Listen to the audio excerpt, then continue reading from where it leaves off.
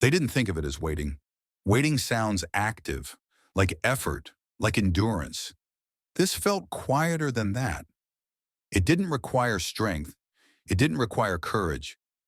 They told themselves they were being patient.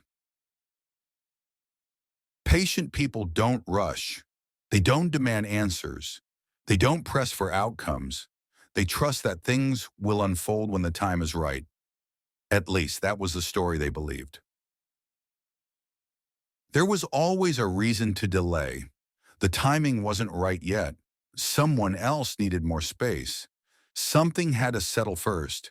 There was no urgency. There rarely is when waiting feels reasonable. So they adjusted. They lowered expectations. Not all at once, but gradually. They stopped asking the questions that made conversations uncomfortable. They stopped imagining what forward movement might look like. Patience became a way to stay still without admitting they were afraid of what movement might reveal. They called this maturity. Wanting things too quickly felt childish. Expecting clarity felt demanding. Waiting felt controlled. For a while, it even felt peaceful. Days passed, then weeks, then stretches of time long enough that they stopped marking it in any meaningful way. Nothing was wrong. Nothing was right either. Occasionally, a quiet discomfort surfaced, a passing thought, a brief awareness, a moment where they noticed how long it had been since anything had shifted. But patience is persuasive. It tells you that noticing too much is impatience in disguise. So they dismissed the feeling. They stayed agreeable. They stayed available. They stayed easy to accommodate. They told themselves they were being flexible. The strange thing about patience is how easily it can resemble avoidance. Not avoiding effort, avoiding disappointment. As long as nothing changed, nothing had to be confronted.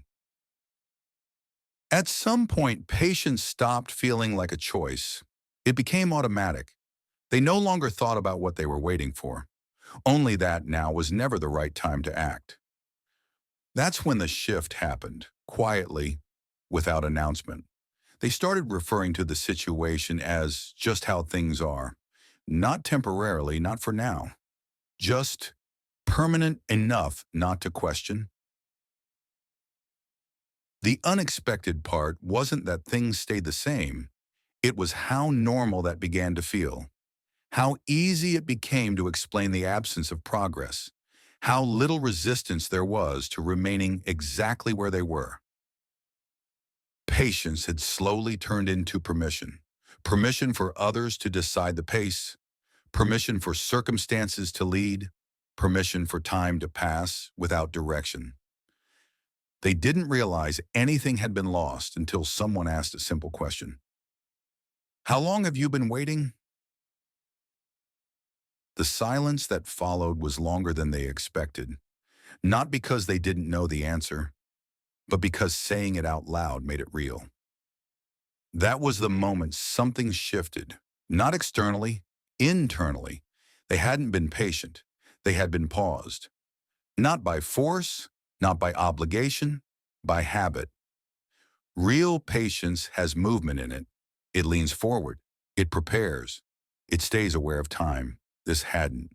This had delayed life until interruption felt impolite. When they finally noticed, nothing dramatic happened. No confrontation. No sudden decision. Just the quiet understanding that time had been spent without intention. This story isn't about acting impulsively. It's about recognizing when patience stops being a strength and starts becoming a place to hide. Because sometimes what we call patience is just fear that's learned how to sound responsible.